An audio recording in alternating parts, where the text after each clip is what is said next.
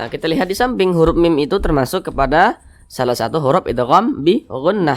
Nah, ini dengan ini sama. Ini nun sukun berjumpa dengan huruf kaf, ini nun sukun berjumpa dengan huruf kaf. Nah, ini kedua-duanya sama nih.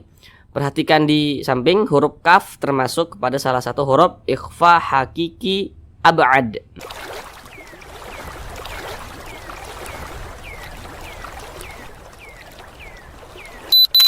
Assalamualaikum warahmatullahi wabarakatuh.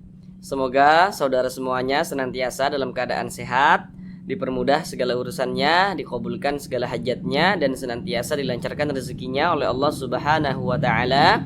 Amin, amin ya rabbal alamin. Baiklah saudara semuanya, kita kali ini kembali lagi belajar mengaji Al-Quran dengan penjelasan tajwidnya yang pelan-pelan. Di sini kami akan terus berupaya untuk membantu Bapak Ibu yang lansia maupun saudara yang pemula agar yang terbata-bata dalam membaca Al-Quran bisa secepatnya lancar, kemudian juga dapat memahami ilmu tajwid dengan sangat mudah, sehingga membaca Al-Qurannya menjadi lebih baik lagi ke depannya. Baik, langsung kita mulai belajar mengaji Al-Qurannya. Kita kali ini akan belajar mengaji Al-Quran dengan penjelasan tajwidnya yang pelan-pelan, yakni pada surah Al-Baqarah ayat 184. Nah, akan tetapi di ayat Al-Baqarah 184 ini kan ayatnya nih lumayan panjang nih. Kalau misalkan kita langsungkan sampai bawah, tentu akan memakan durasi yang sangat lama begitu. Jadi maka pada surah Al-Baqarah ayat 184 ini kita bagi menjadi dua. Nah, jadi nanti untuk yang part pertama ini kita belajarnya sampai di sini, kemudian nanti baru selanjutnya kita sambung sampai sini. Supaya durasinya tidak terlalu lama, karena mungkin saudara semuanya di rumah punya kesibukan tapi masih menyempatkan diri untuk memperbaiki bacaan Al-Qur'annya, itu merupakan sesuatu yang sangat luar biasa sekali. Baik, di sini akan kami bacakan terlebih dahulu dengan pelan-pelan. A'udzu billahi minasy syaithanir rajim. Bismillahirrahmanirrahim. Ayyaman ma'dudat. فمن كان منكم مريضا أو على سفر فعدة من أيام أخر وعلى الذين يطيقونه فدية طعام مسكين فمن تطوع خيرا فهو خير له وأن تصوموا خير لكم إن كنتم تعلمون. Baik, sekarang kita bahas tentang tajwidnya dengan pelan-pelan. Untuk pembahasan tajwidnya kita cukupkan sampai di sini nanti. Nah, yang pertama di sini ada huruf ya yang bertasydid nih.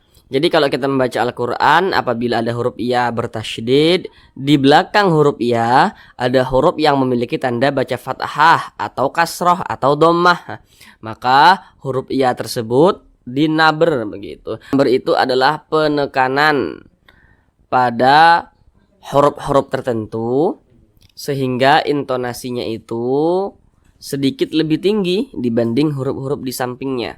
Maka ini huruf ya bertasydid. Nah, ini kita tekan ayya, ayya, tekan seperti itu, ayya, ayya. Kemudian huruf ya dibaca panjang. Perhatikan rumus mad tabi'i yang di kotak nomor 3. Kalau kita membaca Al-Quran berjumpa dengan alif, di belakang alif ada huruf yang memiliki tanda baca fathah, maka huruf yang memiliki tanda baca fathah yang posisinya tepat berada di belakang huruf alif, maka dia dibaca panjang. Nah, ini alif nih yang disambung dengan huruf ya. Di belakangnya ada huruf ya, dia memiliki tanda baca fathah. Baris satu ke atas disebut juga dengan tanda baca fathah atau harokat fathah. Maka huruf ya dibaca panjang. Mad tabi'i panjangnya itu 2 harokat. 2 harokat itu kira-kira 2 ketukan. 1, 2. Ayyaman ma'dudat. Nah, kemudian di sini tanda baca tanwin berjumpa dengan huruf mim. Nah, namun sebelum itu perhatikan dulu. Jadi kalau kita membaca Al-Quran, apabila berjumpa dengan huruf nun sukun atau berjumpa dengan salah satu tanda baca tanwin, tanda baca tanwin itu ada 3. Yang nomor 1 baris 2 di atas namanya fathatain. Yang nomor 2 baris 2 di bawah namanya kasrahtain. Dan yang nomor 3 itu namanya dhammahtain. Jadi kalau kita membaca Al-Quran, setiap berjumpa dengan nun sukun atau setiap berjumpa dengan salah satu tanda baca tanwin, maka perhatikan huruf di depannya, maka terjadilah suatu hukum tajwid. Nah, contohnya seperti ini. Tanda baca tanwin, perhatikan huruf di depannya huruf apa. Nah, di sini di depannya huruf mim. Nah, kita lihat di samping huruf mim itu termasuk kepada salah satu huruf idgham bi gunnah. Maka tanwin berjumpa dengan huruf mim, hukumnya idgham bi gunnah. Bagaimana cara bacanya? Nah, cara bacanya itu dimasukkan. Apa yang dimasukkan? Nah, jadi bunyi tanwin ini dimasukkan ke huruf mim. Maka dibaca ayyamam. Jangan dibaca man, tapi mam.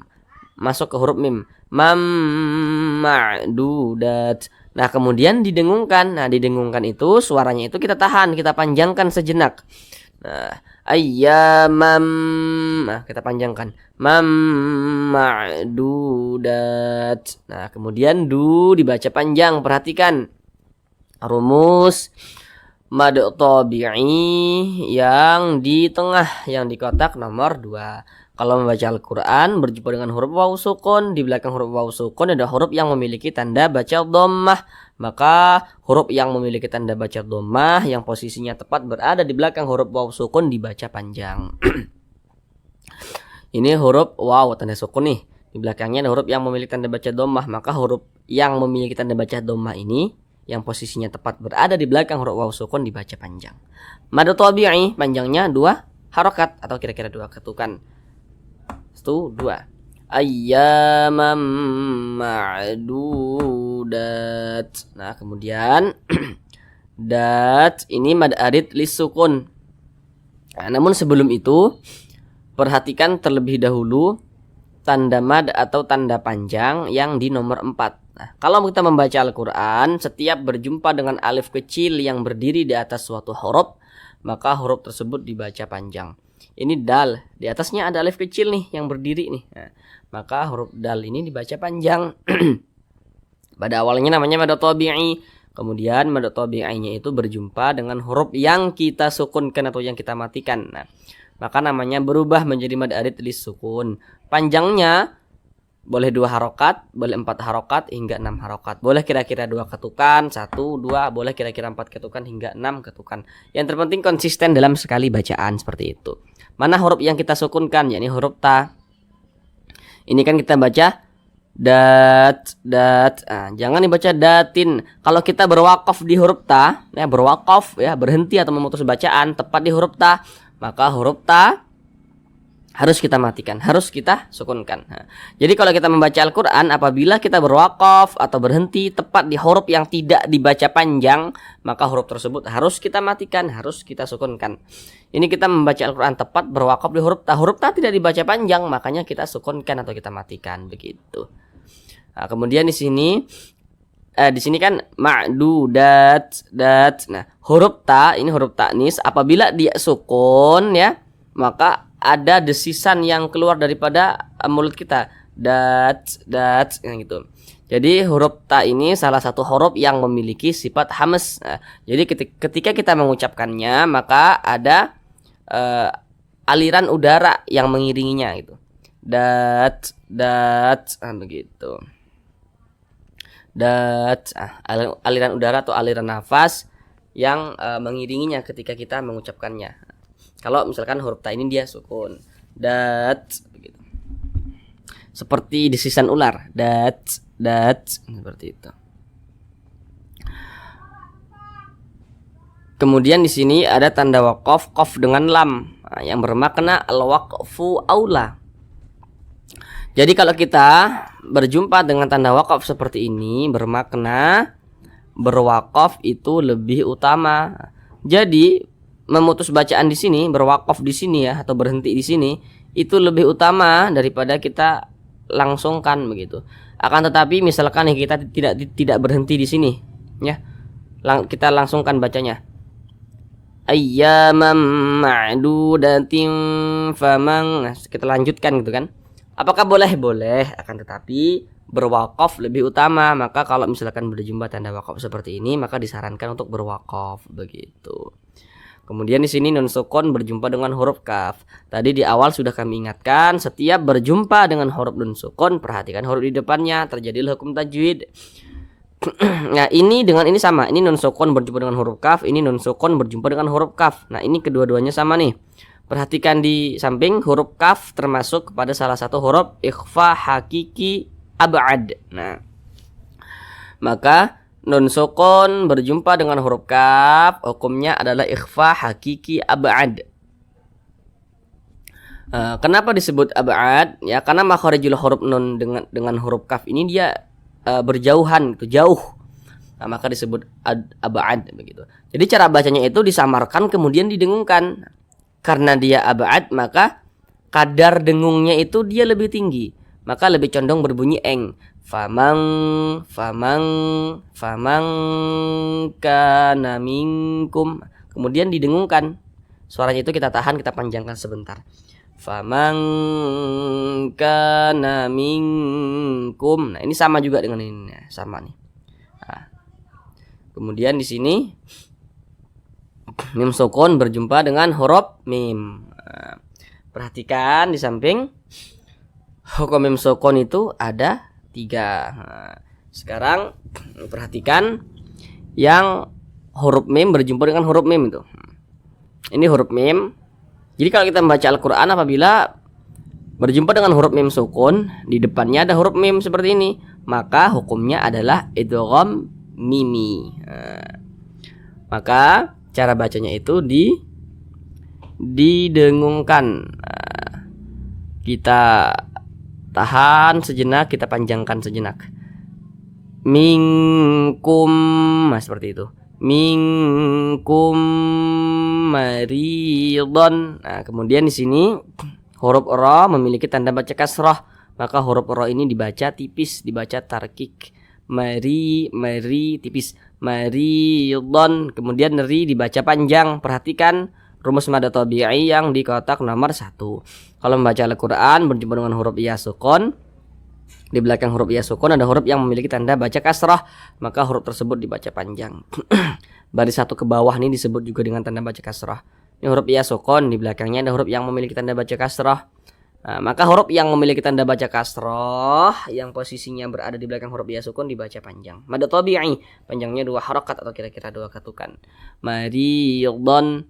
Tanwin berjumpa dengan huruf hamzah. Nah, kok ini huruf hamzah bukankah ini huruf alif? Jadi perlu untuk kita ingat, kalau kita membaca Al-Quran berjumpa dengan alif yang memiliki tanda baca atau yang memiliki harokat, maka itu adalah huruf hamzah. Ini alif nih. Nah, kemudian huruf alifnya ini memiliki harokat nih, memiliki tanda baca nih. Baik itu tanda baca ke atas kah, ke bawah kah, atau dhammah kah begitu, maka itu adalah huruf hamzah. Karena kalau huruf alif dia tidak mungkin memiliki baris seperti ini, tidak mungkin. Nah, maka kalau ada alif yang memiliki tanda baca ya, atau memiliki harokat atau memiliki baris gitu, sama aja itu. Nah, maka itu adalah huruf hamzah.